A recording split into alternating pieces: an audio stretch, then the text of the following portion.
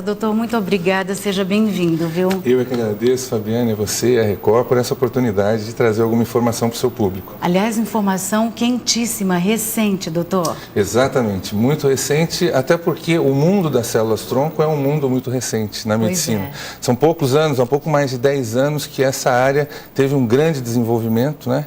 E mais recentemente se descobriu que nós temos células-tronco em praticamente todos os tecidos do corpo humano.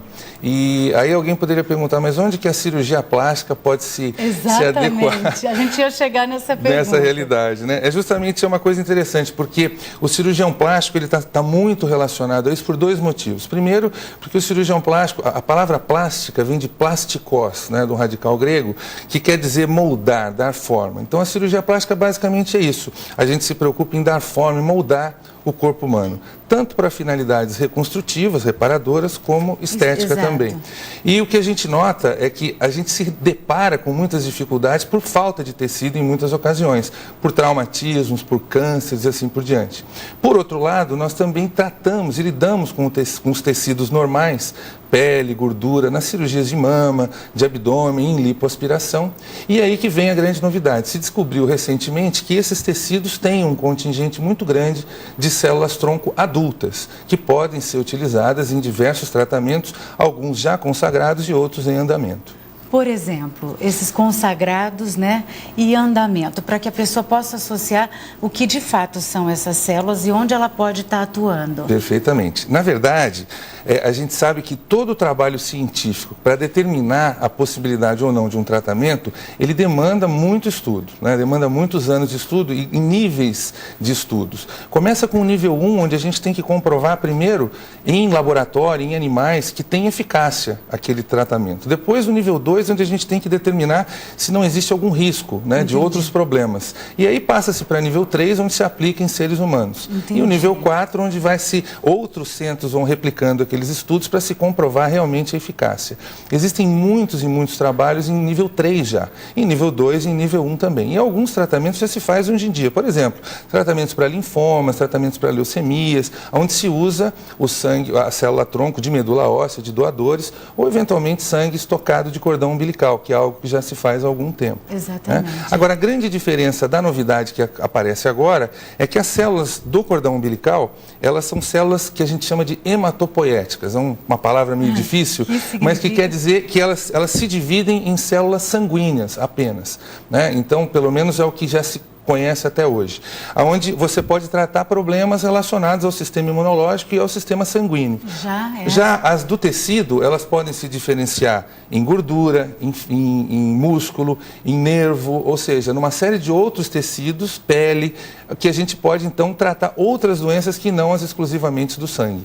Por exemplo, também, doutor? Então, aí nós temos uma gama muito grande. Só para a gente interagir e aderir a essa ideia. Para você ter uma ideia, existem mais de 70 aplicações clínicas. Nossa. Mas algumas assim, por exemplo, problemas cardíacos, problemas de infarto agudo do miocárdio por um déficit circulatório no coração. Já existem muitos estudos mostrando que as células-tronco mesenquimais, que são essas que são dos tecidos e não do sangue, elas podem se transformar e aumentar a vascularização do coração ou mesmo recuperar o músculo cardíaco. E aí você tem as outras doenças musculares, como neurodistrofias, a esclerose lateral amiotrófica, que é uma doença muito grave, doenças como Alzheimer, como Duchenne, como Parkinson, ou seja, são doenças relacionadas ao sistema nervoso central que também estão sendo estudadas nesse sentido. E aí, úlceras de membro inferior, ou seja, a pele, ou seja, uma gama realmente muito grande de patologias. Isso veio para revolucionar não só, então, o que a gente, de fato, conhecia esse pequeno mundo, né? Mas agora... Sem dúvida. Você falou uma palavra-chave. É muito gratificante para nós, né, da medicina, da área médica como um todo, não apenas da medicina, porque nós temos outras especialidades também da área médica, que não médicos especificamente, mas biotecnólogos e assim por diante, que nós estamos realmente vivendo uma era de revolução, né? As pessoas dessa geração vão ver, sem dúvida alguma, já estão vendo uma revolução muito grande na medicina por conta das células-tronco, que são uma ferramenta ouro atualmente para o tratamento de uma série de doenças. E a pessoa já pode se beneficiar desse recurso, doutor? Sem Hoje, dúvida. por exemplo, qual o primeiro passo que ela vai poder ter para usufruir dessa nova tecnologia, dessa descoberta, vamos dizer assim? Perfeitamente. A grande novidade, então, é essa, ou seja, com um pequeno pedaço de um tecido, que pode ser pele ou gordura, esse tecido pode ser enviado para um laboratório especializado e esse laboratório vai então fazer o quê? Vai separar as células-tronco que estão ali no tecido. E agora a quantidade é uma quantidade relativamente pequena. O que eles fazem então é multiplicá-las, né? Fazer uma divisão celular em milhões de vezes e a pessoa pode então, numa idade menos avançada, jovem ainda, fazer um banco de células próprias, né, de células-tronco, deixá-las estocadas, criopreservadas, que é o que nós chamamos, Exato. Congeladas em nitrogênio líquido, e a partir daí, no momento de uma necessidade, no futuro, ele pode utilizar essas células para um tratamento. E o que a gente fica feliz de saber é que nos próximos anos esses tratamentos vão evoluir de uma forma muito rápida. Vão estar com certeza mais acessíveis, né? Porque tudo que é novidade, né, gera um pouco dessa questão da dúvida, do mistério, será que dá certo? Mas isso é uma realidade, com doutor certeza, Flávio. Com certeza, é uma realidade porque vários tratamentos já são possíveis, como eu comentei com você. Mas o nível de evolução disso tem sido muito grande, né? Eu recentemente participei do Congresso Brasileiro de Engenharia de Tecidos e Células-Tronco, onde nós pudemos ter assim, uma gama enorme de apresentações, uma gama multidisciplinar, ou seja, várias especialidades que incluem, para você ter uma ideia, oftalmologia, ginecologia, neurologia. Quer dizer, então está em todas as áreas da medicina. Exatamente, porque as células do tecido são células que a gente chama de coringas. Ou seja, por que o organismo tem essas células? Ele mantém algumas células num nível de diferenciação muito pequeno, muito baixo, ou seja, elas ainda não se transformaram no tecido alvo. Para quê? Justamente para um dia que houver algum problema no organismo, essas células são estimuladas a se transformar ou em músculo, ou em gordura, ou em pele.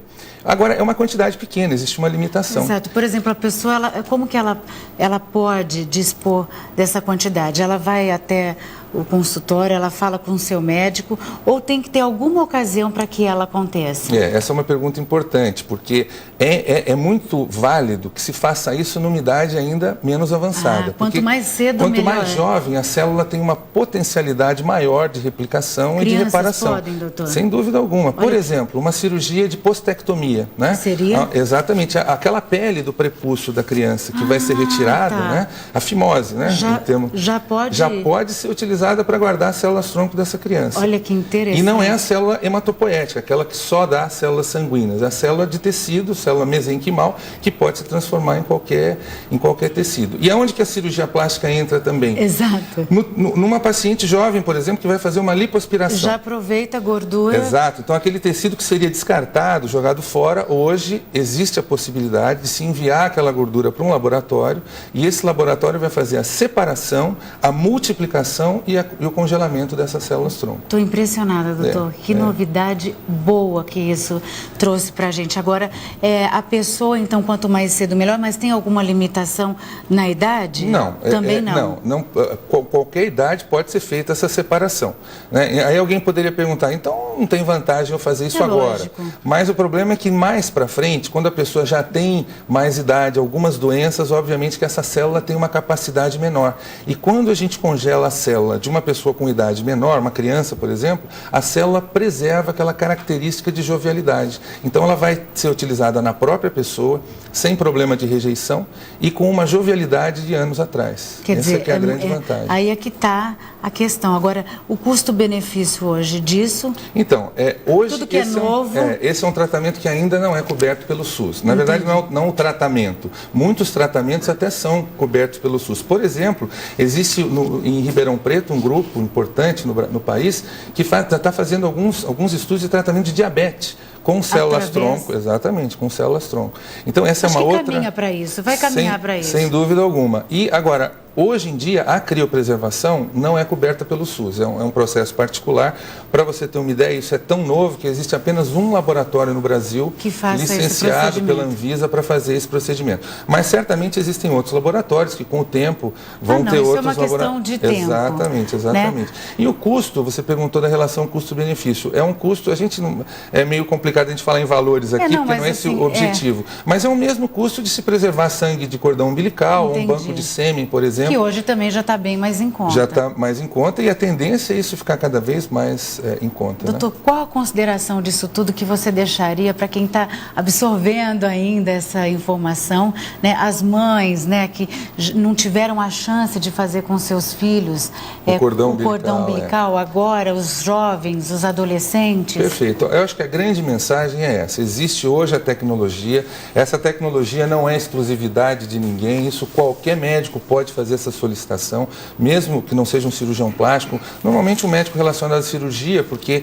tem que ser extraído um pedaço de tecido para se conseguir. Pequeno. Pode ser pequeno, 2 por 2 centímetros, às vezes uma biópsia pequena de couro cabeludo, Entendi. onde não fica cicatriz, Lógico. já pode ser feito. O que as pessoas têm que já começar a entender que existe essa possibilidade e isso, sem dúvida alguma, é algo para um futuro muito próximo. Então, uma pessoa que hoje tem a possibilidade de fazer isso, ela deve fazer, porque no futuro as terapias com célula-tronco cada vez mais estarão desenvolvidas e muitas doenças que hoje a gente tem dificuldade de tratar, e é um futuro próximo, não estamos falando daqui a 20, 30 anos, não. É coisa de 5 anos no máximo. Exatamente. A revolução, o que já aconteceu de 5 anos para cá, a gente projeta uma coisa muito maior nos próximos 5 anos. Agora, rapidamente, para a gente encerrar mesmo, as pessoas, né, que tenham casos na família de doenças relacionadas a essas patologias, por exemplo, mais ainda um motivo para poder correr em busca dessa possibilidade. Com certeza. Isso é uma luz, né? Uma luz que se abre no fim do túnel de patologias que hoje em dia ainda se estuda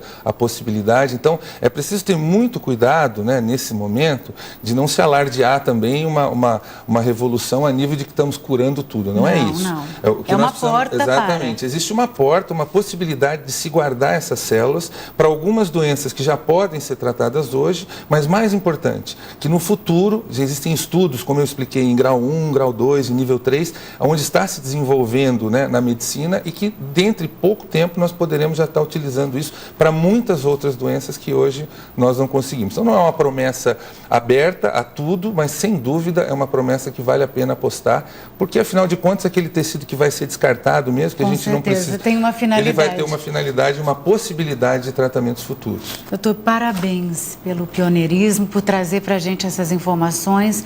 Um forte abraço ao senhor, ao doutor Gabas e até uma próxima. Eu que agradeço mais uma vez pela oportunidade e estaremos à disposição. Com certeza. Até em breve.